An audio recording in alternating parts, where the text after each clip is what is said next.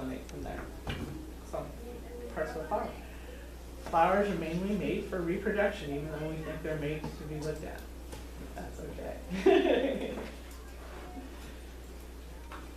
Fruits. All these flowers become fruits, nuts, or seeds.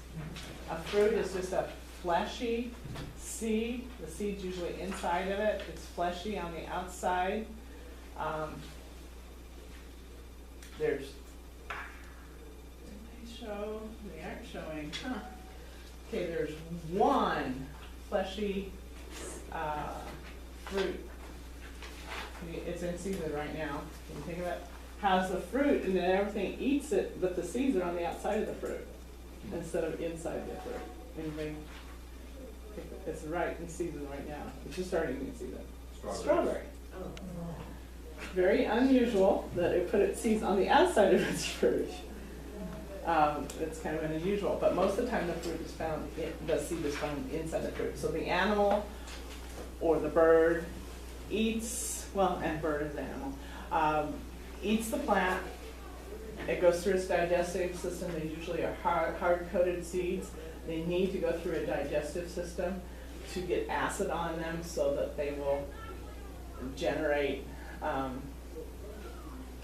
new plant, because you have to get that seed coating off. Otherwise, if it sits on the ground and rots, it'll take a really long time for the acid in that rotting fruit to break that seed coat. It may take years. Okay.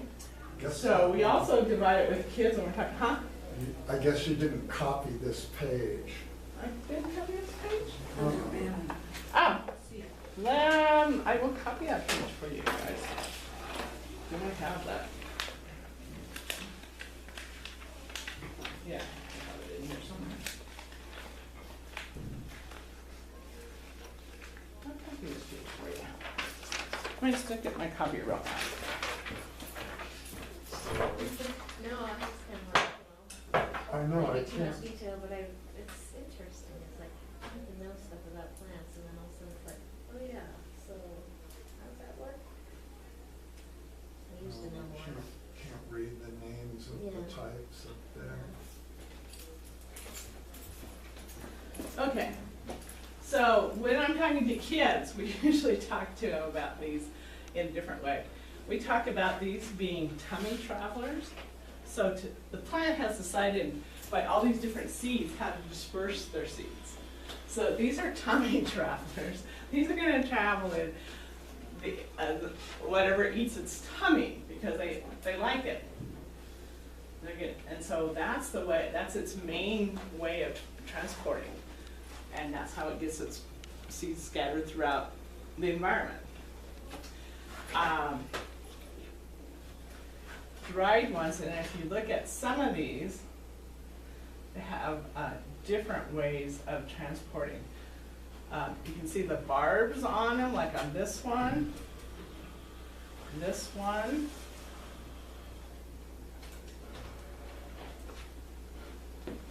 All the sedges are called, and the grasses too, are hitchhikers. They're going to attach to whatever passes them. Like if you walk through, especially if they love your fleece jacket, or if you wear fleece pants, that's a really bad, don't wear fleece pants in the sagebrush meadow at certain times. Everything will stick to you, and they'll hitchhike, and they'll do that to an animal too. They'll hitchhike on the animal. Some of the worst ones are like cockaburs and sandbirds and goat heads, and they will attach and move around. So those are the way they transport. I always like that one kind of cactus, choya, Choya. that they call jumping choya, because people think, I know it attaches so readily that people think they jump out of it. I hadn't seen that one, but that'd be Feels cool. like you get Yeah. hit by a dog or a snake. Yeah.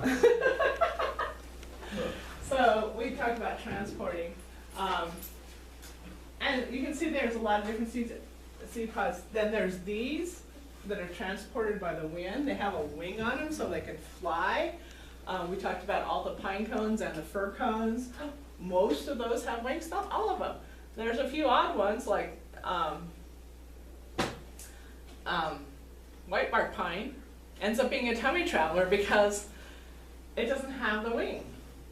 But some of the grasses have wings, and a lot of the composites have a fluffy wing, like the dandelion. But then the sunflower is a tummy traveler. But knapweed has again a wing, a fluffy wing. Milkweed has a fluffy wing. There's lots of them that have different adaptations. Then you have the explosives, which are the legumes, and some of these foliates, and some of the composites, and basically, but a lot of these in here, basically what they do is they,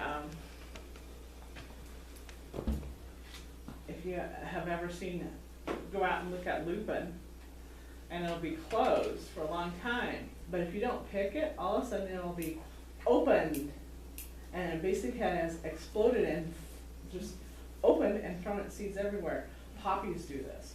Poppies open and just send their seeds everywhere.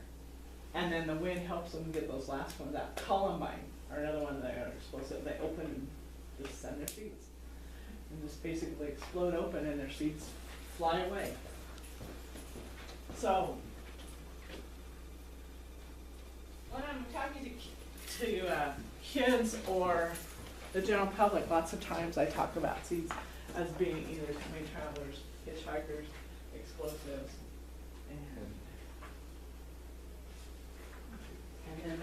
and then there are wind travelers too.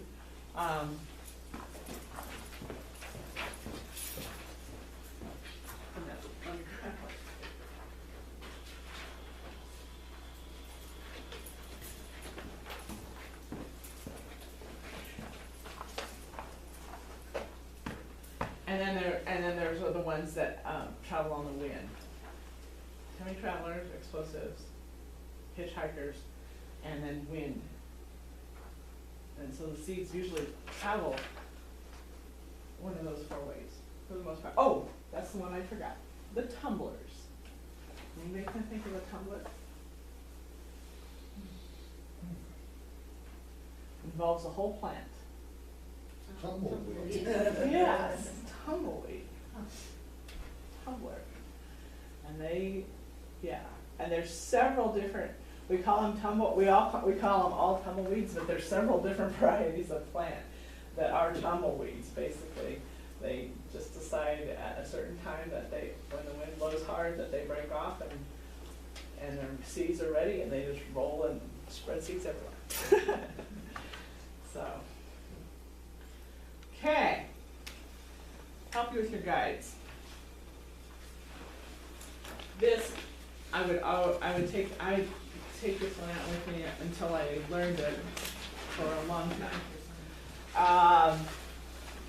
Basically, on your field guides, you can go by families, and what's the easiest to do, how are we doing on time? Just, okay. Wrap up here.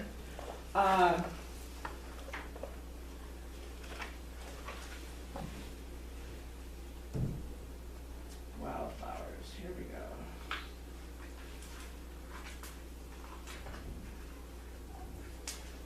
Let's start in families, and like in this book, the first family in here happens to be the lily family. This is a monocot, and that's why they have it first. Monocots probably evolved before dicots, they think, but they aren't sure. So, but that's why they will usually list them first in your books, in your flower books.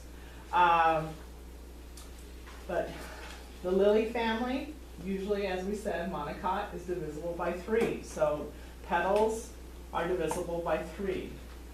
Lots of times, even if you mix up petals and sepals on something like windflower, who has white sepals and white petals, and you have to really get down there to see which one is in front to tell which one's the petal and which one's the sepal, because they look exactly alike.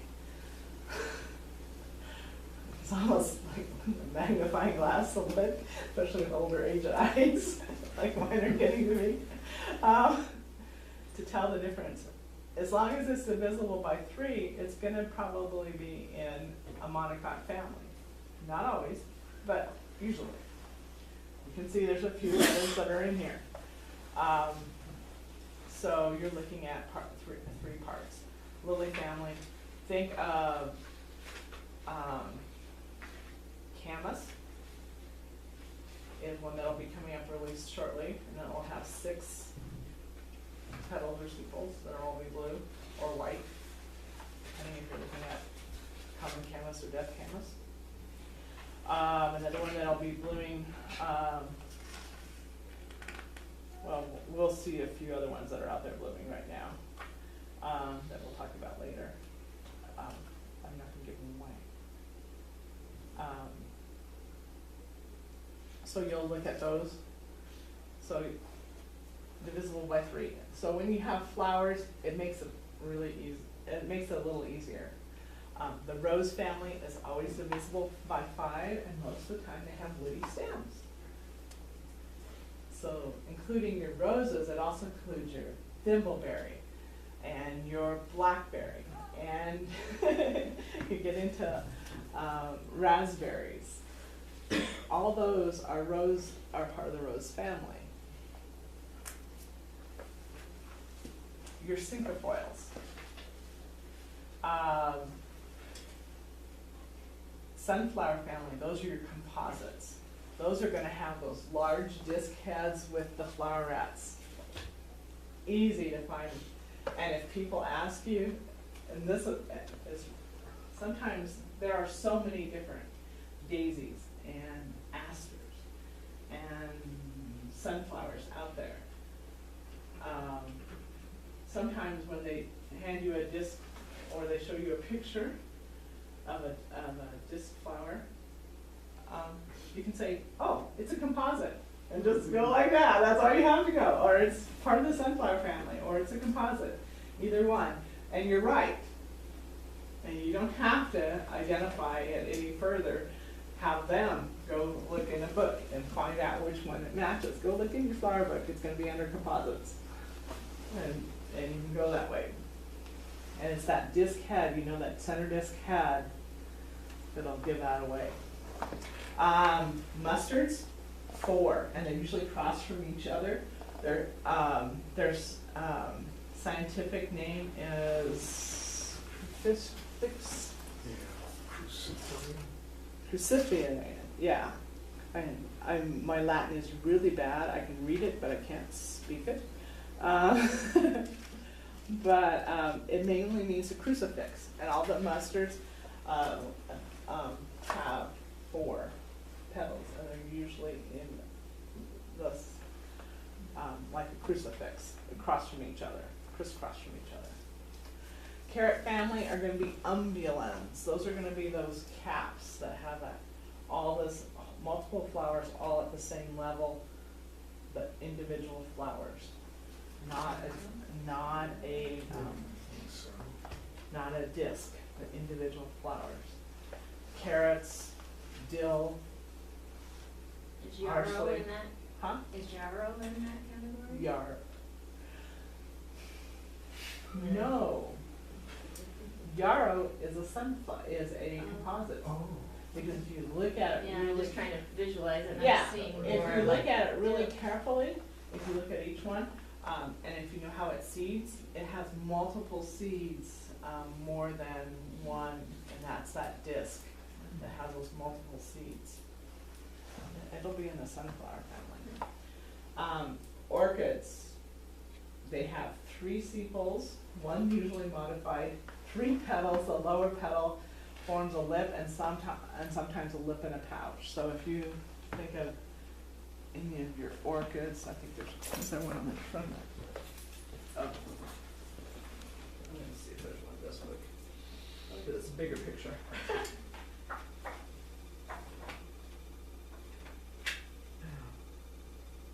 Might be easier to do it out of the other book, because this one's gonna be hard. Is that one right on the cover? No, that's. No, that's not the cover.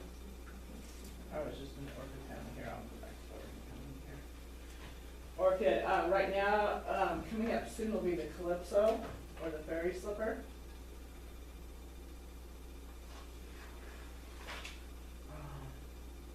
We also have lady slippers in the park. We're gonna have a pouch, and your sepals are all gonna be at the top, which is kind of weird on this one. And we have that pouch petal. So it forms a pouch. Very nice. So those are all your orchids. So when you start seeing those really odd shaped petals, look at orchid, especially if there's 3 and 3. Pinks have swollen joints where the leaves leave the stems, or the stems, or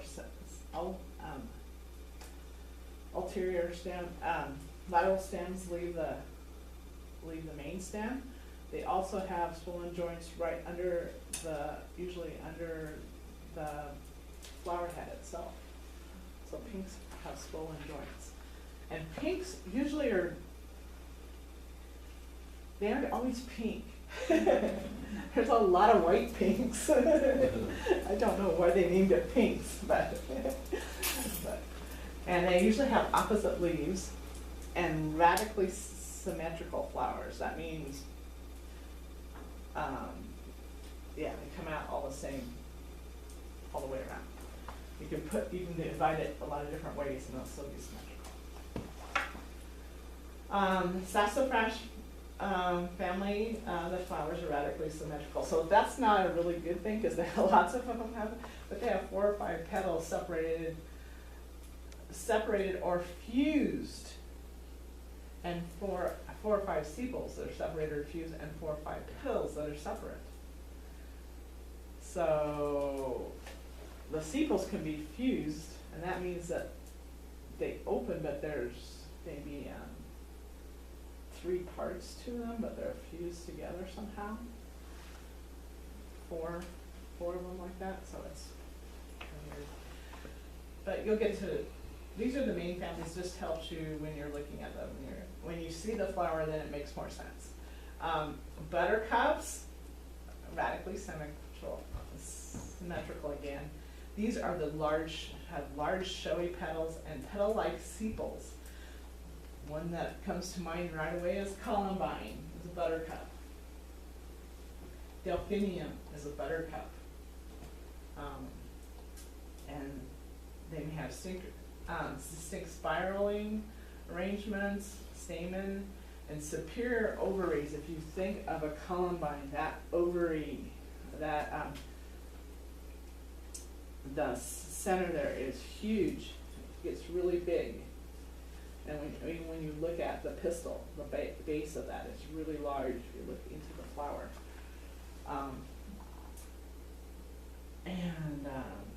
Peas, alternating compound leaves, so they're going to go this way, up the stem. And then the flowers are butterfly-like and have 5 unequal parts. And look at a pea and think of it. There's the pea part that closes, and then there's those other 3 petals. So they're unequal parts. They don't look the same. Equal petals. And then they form a pod, of course. So that's your peas, your legumes, your beans, all of them are the pea family. Figworts, by symmetry and 4 to 5 lobe petals fused and forms tubes. I think of pentstemon almost automatically. This is all your pentstemons. And how many pentstemons are there? Many. We had a discussion about I that know, last we year. were trying to decide. I think we've heard as many as 47 Yeah. different pentstemons. There's at least 20 of them in this area. So lots of times when people ask you what that flower is, and it's that blue flower with that it's a tube. penstemon. Oh, it's a penstemon. You're right. You don't have to go to all the different, because telling them all apart, you have to get into this looking like almost, because you can't remember all 20 of them. There's something different about each one. These are the largest